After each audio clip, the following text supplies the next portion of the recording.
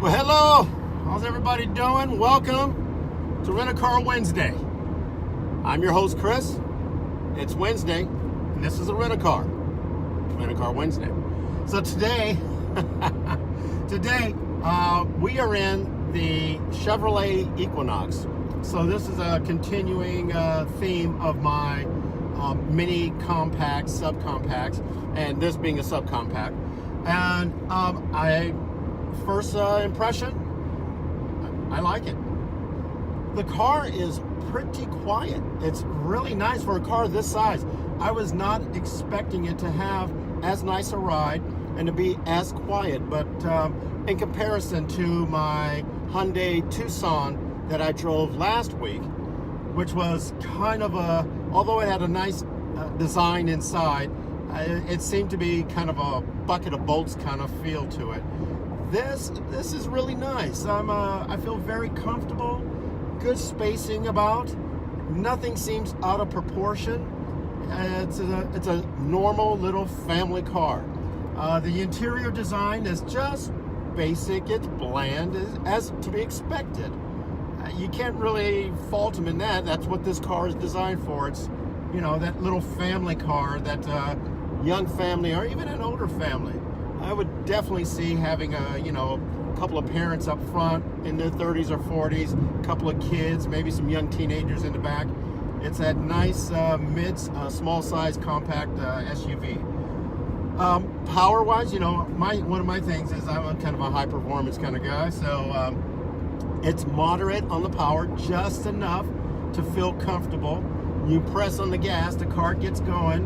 When you just give it just a little cast, the car gets going. And just now I just accelerated and we're doing, I don't know, officer, I wasn't looking at the speedometer. How fast was I going? So anyway, back to ergonomics.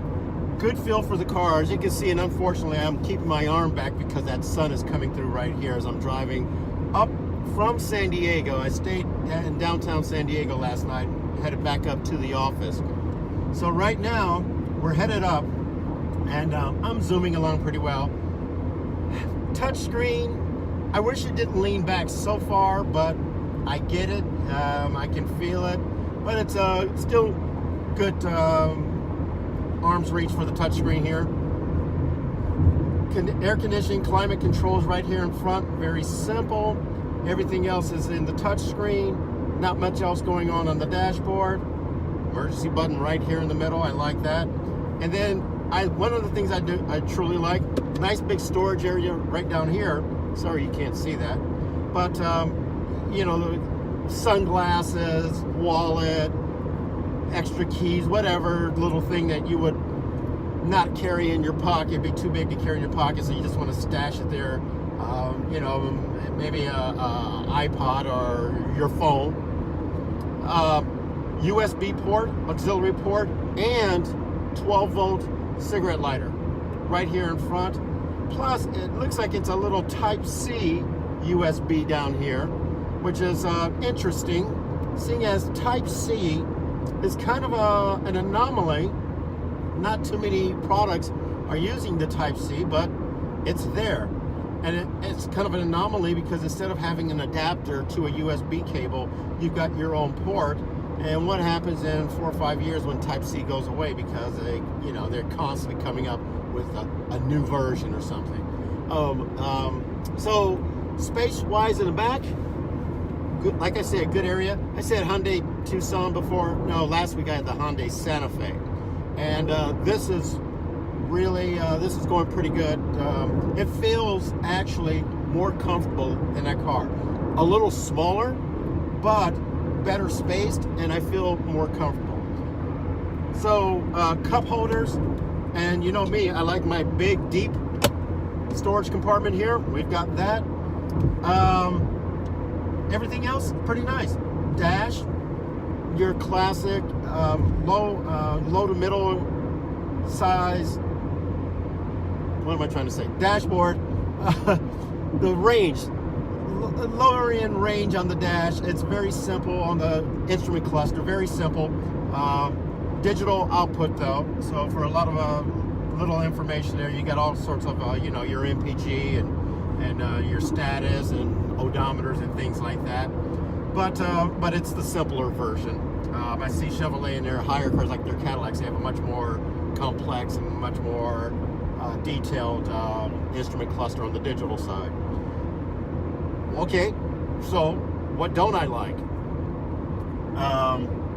To be honest, the only thing I don't like are the seats. The seats are hinged and are pivoting right at the lower back.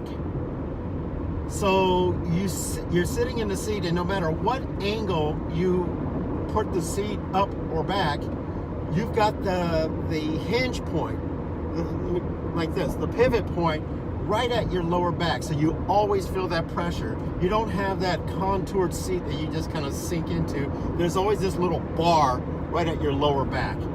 That is kind of annoying, because on the other night I got back to the hotel and it's like, you know what, let me just decompress for a second, put the seat back in the car and just lean back. And I really couldn't lean back because as I was putting the seat back, that lower pivot point is pushing up into my back, and it was not good.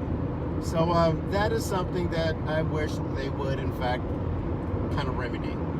Otherwise, the overall styling, exterior styling is nice, it's solid. The dash actually has kind of a little scooping going on here, so you can put a couple things like maybe a GPS if you got one of those dashboard beanbag cell phone holders, something like that.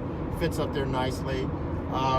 Storage in the side is kind of limited, but more than enough. I mean, really, what do you need to put down here in the side? Otherwise, you start becoming a pack rat, right? Other than that, the car is a nice, good, basic, functional economy SUV. Does everything that it needs to do, and that's pretty much it. So I give it a thumbs up. If you're in the market for looking for that subcompact SUV, this, you know, the competition for this,